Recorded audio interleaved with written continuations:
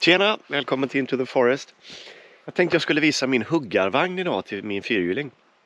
Det finns en film när jag visar alla funktioner och sådär, men jag tänkte jag skulle visa lite mer ingående vad en sån här vagn innehåller och kanske inte innehåller.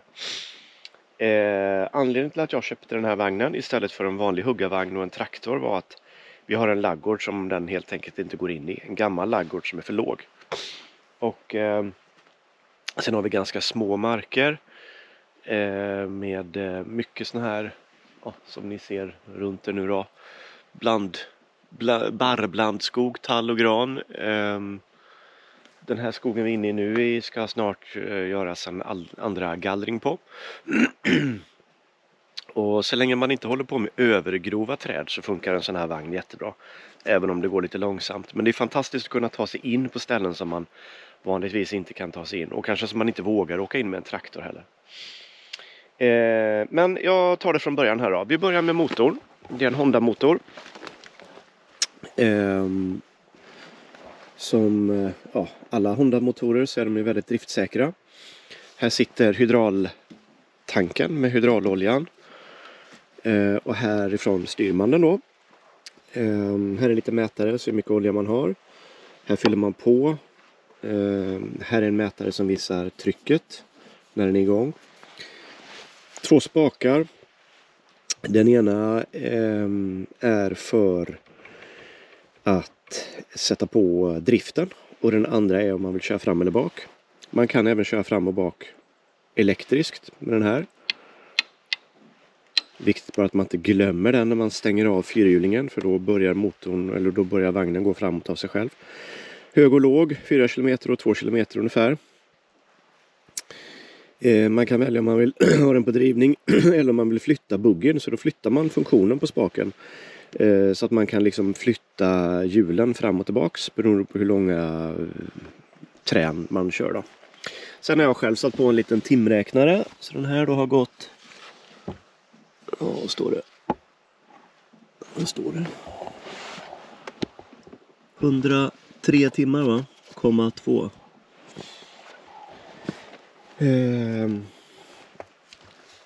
Smidigt också när man ska lyfta av den. Då bara lossar man dem och så lyfter man och drar ut allting. Kopplar loss kablarna är klart. De 2 och den. Så följer allt annat med liksom av. På den här fyrhjulingen då så har jag stelopererat den med en sån här stålplåt eller järnplåt. Kopplar liksom ur stötdämparna helt och hållet då. Annars så säckar den ihop och blir väldigt svår att köra så att det är nästan ett måste. Här är styrpaketet.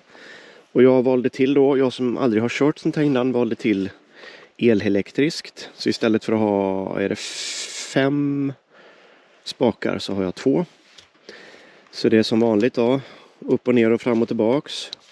Och sen så är det gripklon, kör jag med den in och ut. Och med den kör jag stickan då. Den här har en sticka som man kan köra ut lite längre, jag ska visa sen. De 2 är stödben in och ut. Och sen har jag lampor och 2 lediga.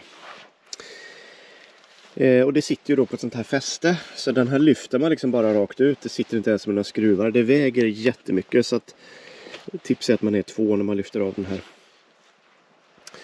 Själva vagnen då har ju styrning. Det är nästan ett måste skulle jag vilja säga när man är i skogen och kör. Om man kör mycket och det är trångt. Den har räddat mig i väldigt många situationer faktiskt.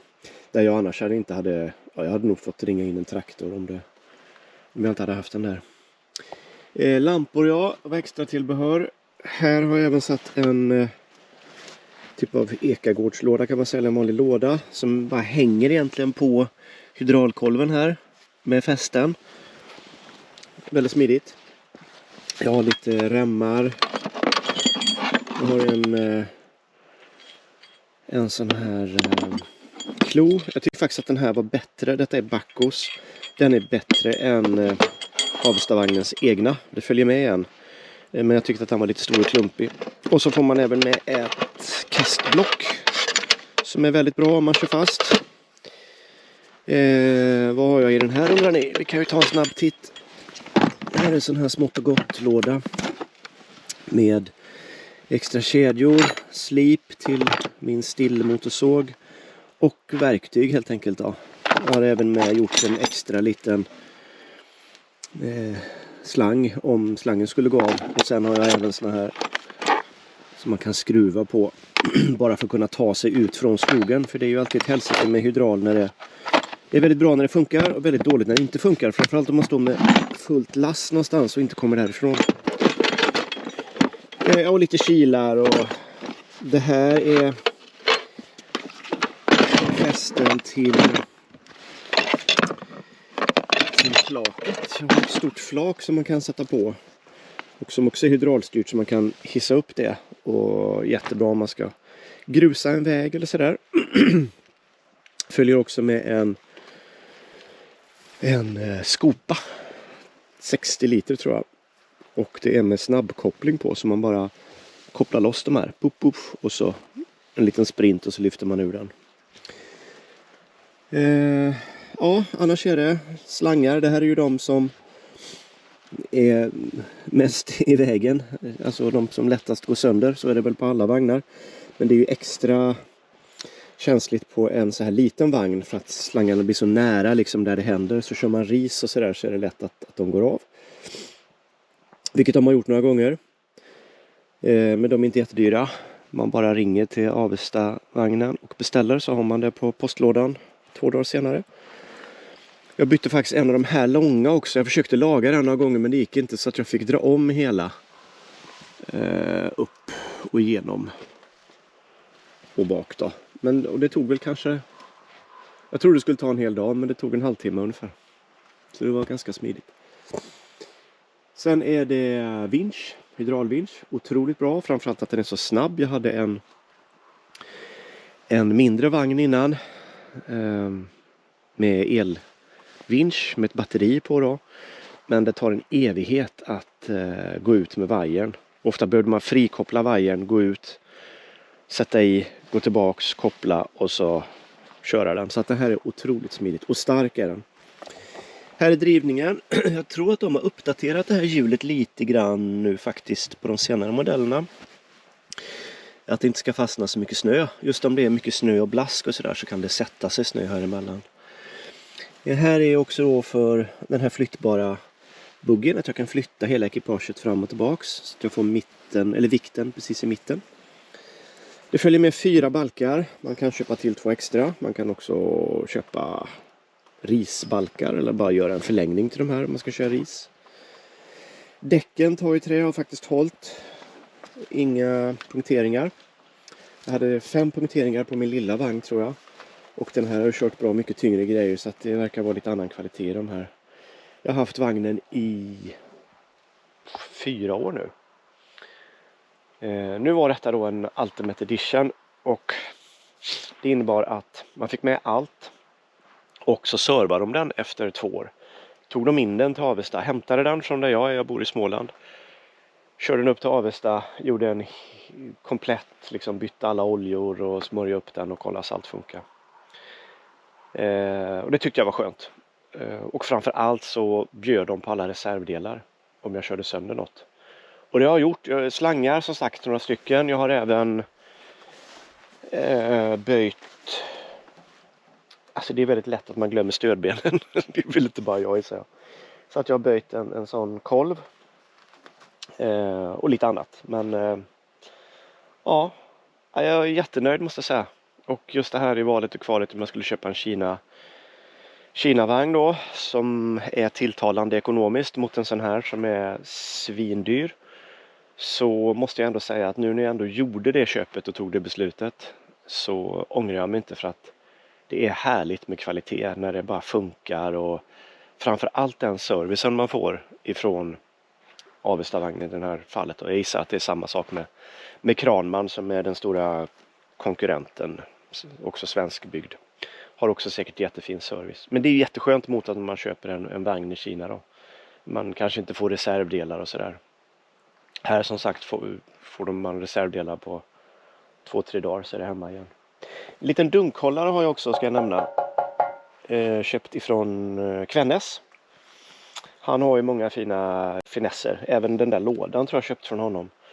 Nu undrar jag om inte de har börjat sälja Avesta egna såna här. Ja, det är väl det. Sen har jag en vanlig ekagårdslåda. Min motorsåg, en Stihl 201.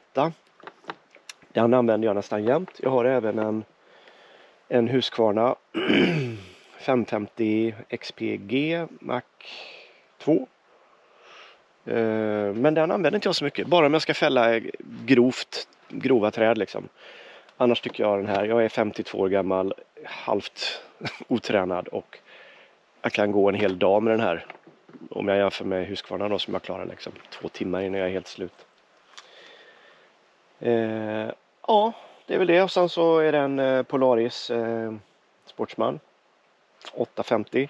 Behöver inte alls ha så mycket hästar, men nu var det den fyrhjulingen som vi hade, så att det fick bli den. Skulle man köpa ett nytt ekipage om man inte hade en fyrhjuling, så hade jag nog köpt en mindre fyrhjuling. För det är inte den som gör jobbet, det är ju vagnen som liksom driver hela apparaten. Ja, och här då vid styret så har jag faktiskt satt in en egen liten variant där man kan sätta på elen. Annars går den på, som standard så kopplar man på den när man sätter på tändningen. Men jag vill ha den igång så att jag inte behöver ha igång fyrhjulingen. För fyrhjulingen är ganska dyr i drift eftersom den ska servas vanligen efter 100 timmar. Och står den igång bara på tomgång när man står och kör med kärran, så känns det lite onödigt att bränna dyrbara timmar på det. Så jag satte in en egen brytare, och då kan man köra styrningen och ja, så direkt.